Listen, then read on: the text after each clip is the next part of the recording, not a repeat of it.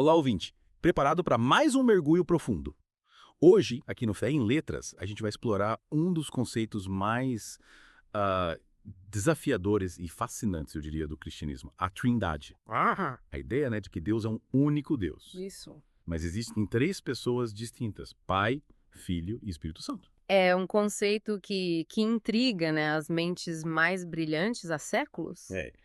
Até Santo Agostinho, por exemplo, comparou a tentativa de compreendê-la, né, a tentar colocar toda a água do mar num buraquinho na areia. É uma imagem bem poderosa, né? E Aham. antes da gente mergulhar de cabeça nesse mistério, não esquece de dar like, seguir o canal Fé em Letras, ativar as notificações e compartilhar esse episódio com seus amigos. Uhum. Deixe também nos comentários sugestões de livros que você gostaria que a gente explorasse nos próximos episódios. Sua participação é muito importante para o crescimento do canal. Com certeza. Mas, voltando à Trindade, né? Por onde a gente começa a desvendar esse enigma? Uma boa forma de começar é diferenciando o mistério de heresia. O teólogo Alistair McGrath, ele define mistério como algo tão grandioso que transcende a nossa compreensão humana. Certo. Já a heresia seria uma interpretação que distorce a doutrina, muitas vezes por tentar explicá-la de forma simplista ou por negar partes essenciais da revelação. Então a Trindade é um mistério que a gente não pode compreender totalmente, mas a gente pode e deve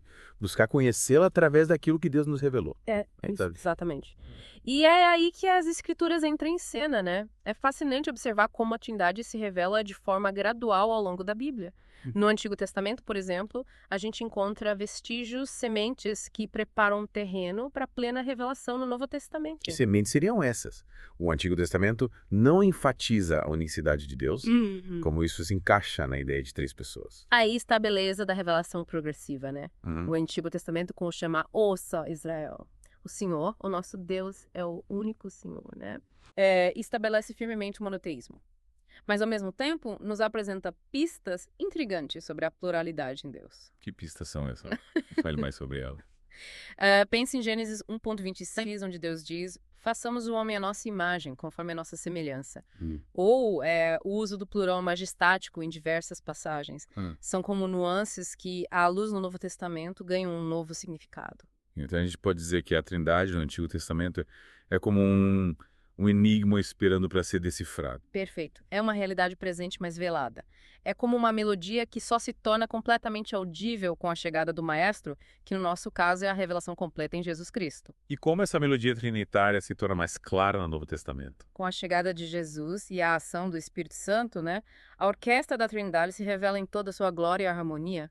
A encarnação de Jesus, o Filho, e o envio do Espírito Santo abrem as cortinas para a dança divina em três pessoas, distintas, mas inseparáveis. Que imagem poderosa. E você mencionou a dança da Trindade. Isso me lembra de um conceito que sempre me intrigou.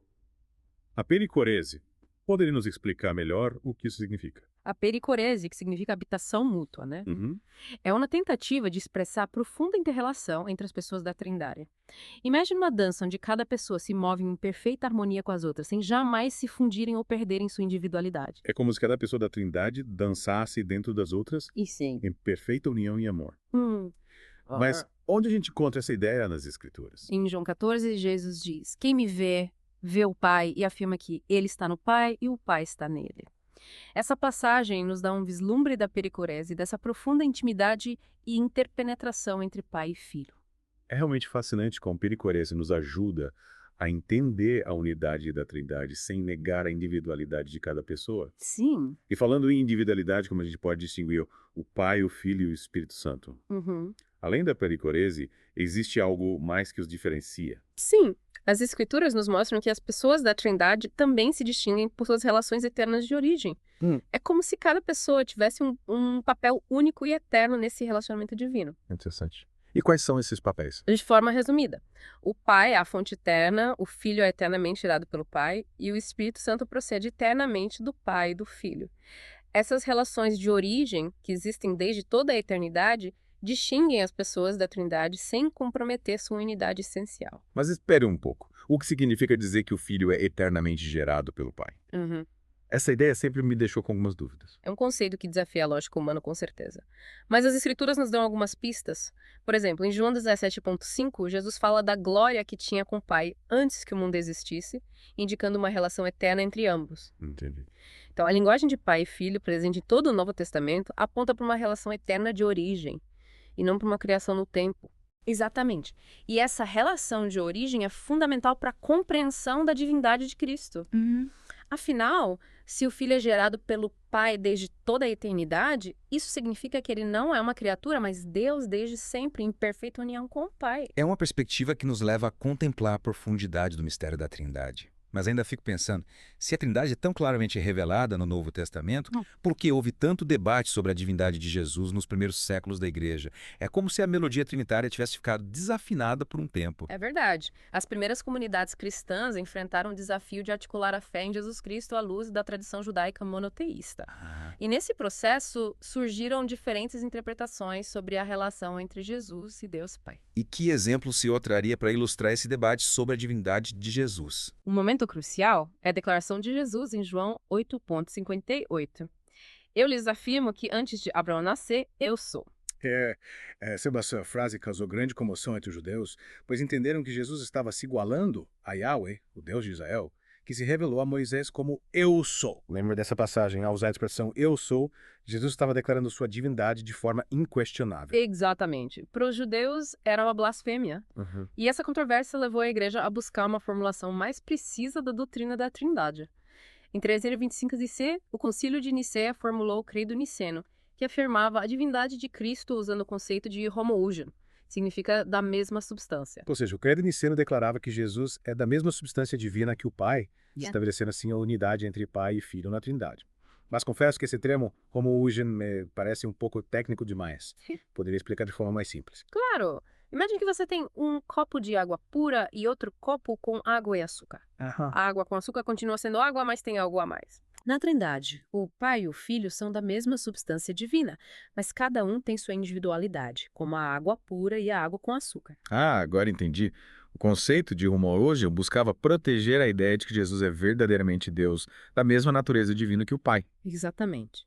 E o Evangelho de João reforça essa ideia logo no prólogo ao afirmar que a palavra, que é Jesus, era Deus e estava com Deus. Isso nos mostra a divindade e a eternidade do Filho, presente com o Pai desde o princípio. Então, o prólogo de João é como uma abertura majestosa da sinfonia trinitária, revelando a divindade de Jesus em perfeita união com o Pai. Perfeito. É como se João nos convidasse a contemplar a glória do Filho, que se fez carne e habitou entre nós, revelando o amor e a graça do Pai. É realmente incrível como as Escrituras, tanto no Antigo quanto no Novo Testamento, nos conduzem a essa compreensão da Trindade. Mas ainda temos muito a explorar nessa dança divina. E para você, ouvinte, o que mais te intriga nesse mistério? Compartilhe suas perguntas e reflexões nos comentários. Estamos ansiosos para continuar essa conversa e mergulhar ainda mais fundo nos mistérios da Trindade. No próximo bloco, a gente vai explorar como a Trindade se manifesta na obra da redenção e como ela impacta a vida da igreja. Fique ligado para não perder essa parte da nossa jornada. No bloco anterior, a gente desvendou algumas camadas do mistério da Trindade, né? Explorando as suas raízes no Antigo Testamento e a revelação mais plena no Novo Testamento.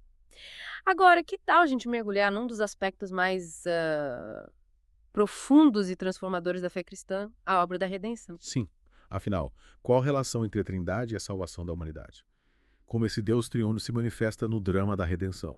A obra da redenção é como um palco onde a Trindade se revela em toda a sua glória e harmonia. Cada pessoa divina desempenha um papel único e fundamental nessa grandiosa sinfonia de amor e graça. E como cada pessoa da Trindade participa dessa obra?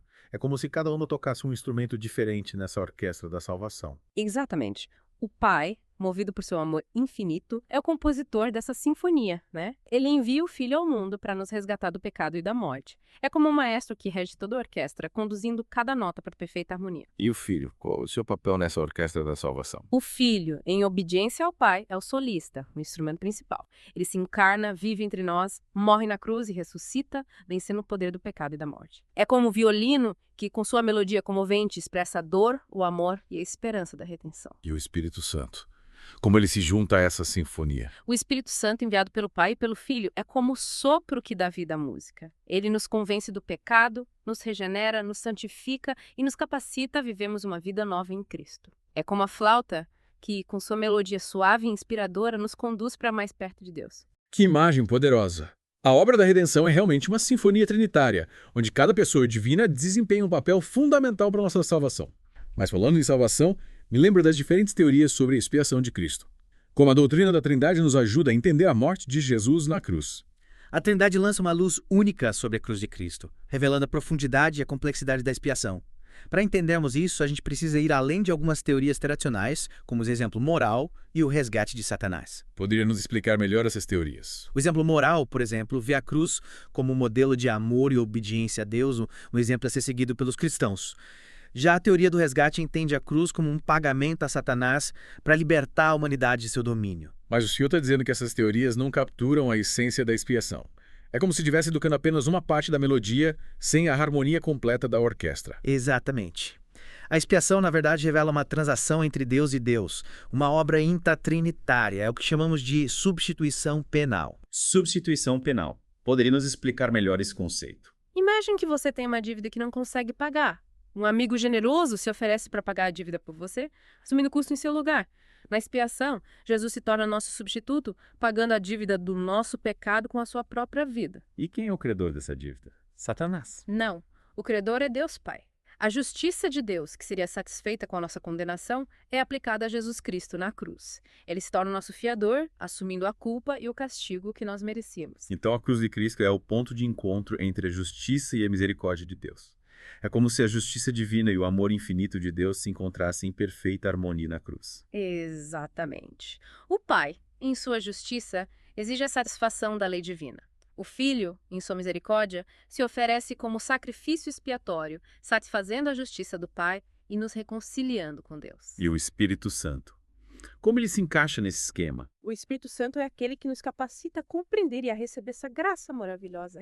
Ele nos convence do pecado, nos regenera, nos santifica e nos une a Cristo pela fé. Ou seja, o Espírito Santo nos ajuda a ouvir e apreciar a melodia da redenção, nos conduzindo para mais perto do coração de Deus. Perfeito.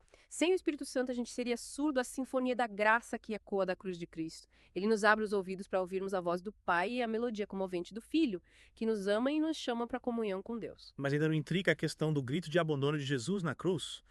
Meu Deus, por que me abandonaste?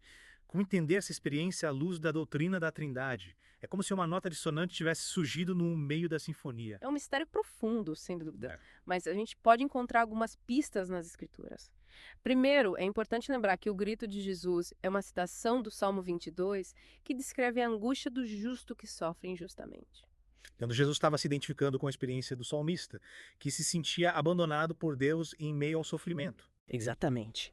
Jesus, ao experimentar a angústia da cruz, se solidarizou com todos que sofrem, assumindo sobre si a dor e o abandono da humanidade.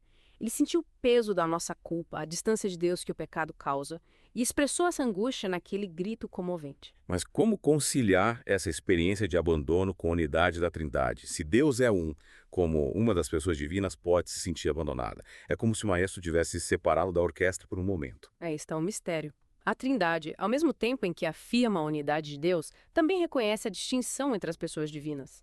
Essa distinção permite que o Filho experimente a angústia do abandono, sem que haja uma ruptura na comunhão trinitária. É realmente um conceito difícil de compreender. Mas a ideia é que, mesmo na cruz, pai e filho nunca se separaram. A unidade divina permaneceu intacta, mesmo em meio àquela experiência de abandono. Exatamente. O Pai não abandonou o Filho na cruz. A unidade da Trindade é inquebrável. Mas a distinção entre as pessoas divinas permite que o Filho carregue sobre si o peso do nosso pecado, experimentando a angústia do abandono em nosso lugar. É como se o maestro tivesse confiado ao solista a parte mais difícil da sinfonia, a melodia mais comovente e angustiante, para que a obra pudesse ser completa. Perfeito. A Trindade nos assegura que, mesmo na cruz, Deus estava presente em seu amor e em sua justiça. A experiência de abandono de Jesus revela a profundidade do seu amor por nós, a sua disposição de se identificar com a nossa dor e experimentar a separação de Deus que o pecado causa. Que mistério profundo! A cruz de Cristo nos revela a beleza e complexidade do amor trinitário. Mas, além de contemplar esse mistério, como a gente pode viver a Trindade em nossas comunidades? Como podemos dançar a dança da Trindade na vida da igreja e em nossos relacionamentos? Essa é a grande questão. No próximo bloco, a gente vai explorar as implicações práticas da Trindade para a vida da igreja e para os nossos relacionamentos. Afinal, a Trindade não é apenas um dogma a ser crido, mas um modelo a ser vivido. Que maravilha! Estou ansioso para mergulhar nesse tema e descobrir como a Trindade pode transformar nossos relacionamentos e nos inspirar a viver com mais amor, unidade e serviço ao próximo. Nos blocos anteriores, a gente explorou, né, as nuances da Trindade, essa dança divina em tais pessoas, e vimos como ela se manifesta na história da salvação, culminando na obra redentora de Cristo. Mas a Trindade não se limita à esfera teológica, né? Ela tem o poder de transformar nossos relacionamentos e nos impulsionar a viver com mais amor, unidade e propósito. É verdade. Afinal, o que a Trindade tem a ver com a maneira como a gente se relaciona com as pessoas no dia a dia? Como podemos dançar a dança da Trindade em nossos laços familiares, profissionais e sociais? A Trindade, como modelo de relacionamento perfeito, nos convida a repensar a forma como interagimos com o mundo ao nosso redor. É como se ela nos oferecesse um novo roteiro para a coreografia dos nossos relacionamentos. Um roteiro que valoriza a harmonia, o respeito e a beleza da diversidade. Então a Trindade nos ensina a dançar com mais leveza e sintonia nos diferentes palcos da vida. É como se ela nos inspirasse a encontrar o ritmo certo para cada relacionamento, sem perder de vista a harmonia do conjunto. Exatamente. A Trindade nos convida a buscar a unidade na diversidade, a celebrar as diferenças e a construir pontes de amor e respeito, mesmo em meio aos desafios e conflitos que inevitavelmente surgem em nossos relacionamentos. E como podemos, na prática, aplicar essa dança da Trindade em nossas famílias? Afinal, a família é o primeiro palco onde a gente aprende a amar, a perdoar e a conviver com as diferenças. A Trindade nos mostra que a unidade familiar não significa uniformidade, mas sim a comunhão na diversidade.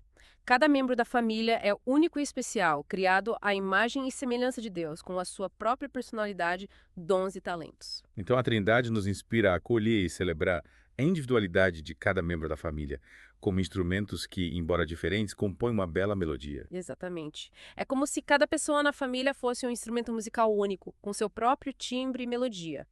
A beleza da família reside na harmonia que surge da combinação desses diferentes instrumentos, cada um contribuindo com a sua singularidade para o conjunto. Mas e os inevitáveis conflitos familiares? A Trindade também nos dá pistas de como lidar com as desafinações que surgem no convívio familiar. Com certeza. A Trindade nos ensina a buscar a reconciliação, o perdão e a restauração dos relacionamentos. Assim como o pai perdoa o filho e o filho intercede por nós junto ao pai, a gente é chamado a perdoar uns aos outros e a buscar paz nas relações familiares. Então a Trindade nos ensina a afinar os instrumentos da família com as notas do perdão e da reconciliação, para que a melodia do amor volte a soar em harmonia. Perfeito.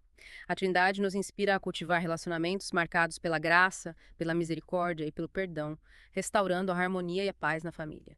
Afinal, como diz o apóstolo Paulo, suportem-se uns aos outros e perdoem as queixas que tiverem uns contra os outros. Perdoem como o Senhor lhes perdoou. E no ambiente de trabalho, como a dança da Trindade, pode nos ajudar a construir relações mais saudáveis e produtivas. É possível aplicar essa coreografia divina num ambiente muitas vezes marcado pela competição e pelo individualismo. A Trindade nos convida a repensar a forma como a gente enxerga o trabalho, não como um fardo ou uma arena de competição, mas como uma oportunidade de servir ao próximo e contribuir para o bem comum. É como se ela nos inspirasse a compor uma sinfonia de trabalho, onde cada pessoa contribui com a sua nota para a harmonia do conjunto.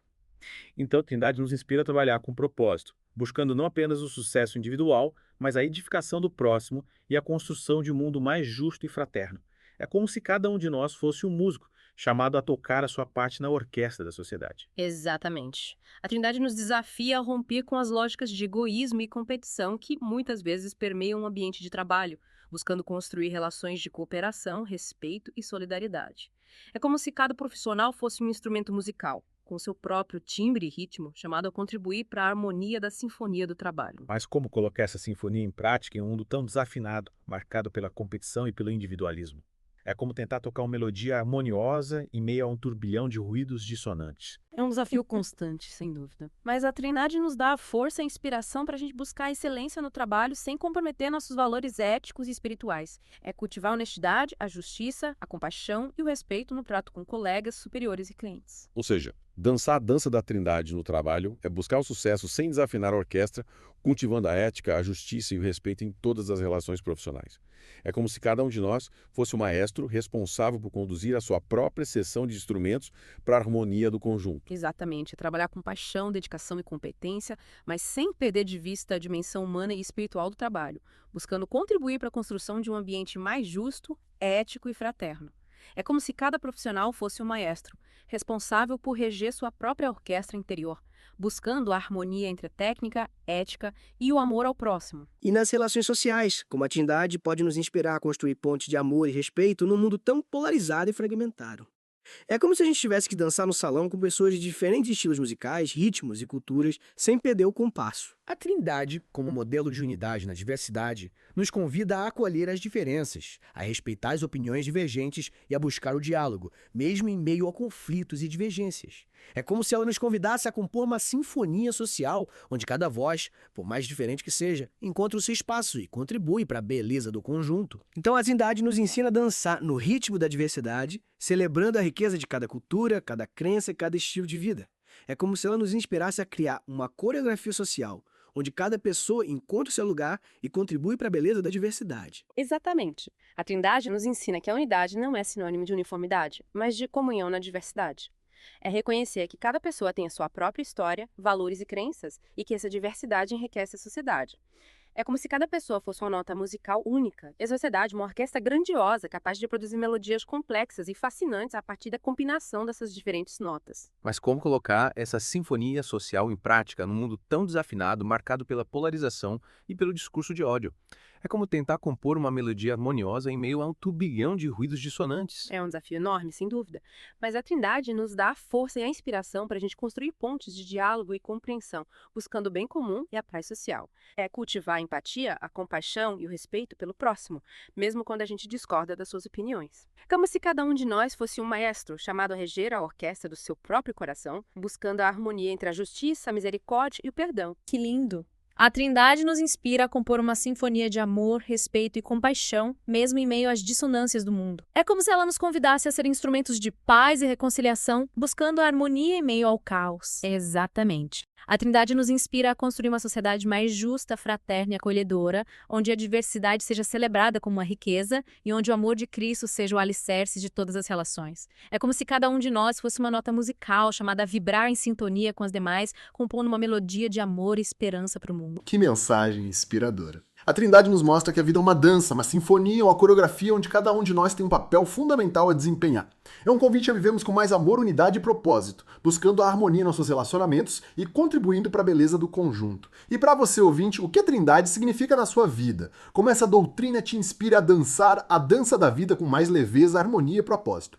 Compartilhe suas reflexões com a gente nos comentários. Não se esqueça de dar like, seguir o canal Fé e Letras, ativar as notificações e compartilhar esse episódio com seus amigos. Deixe também nos comentários sugestões de livros que você gostaria que a gente explorasse em futuros episódios. Sua participação é muito importante para o crescimento do canal. Esperamos você nos nossos próximos mergulhos profundos. Até a próxima!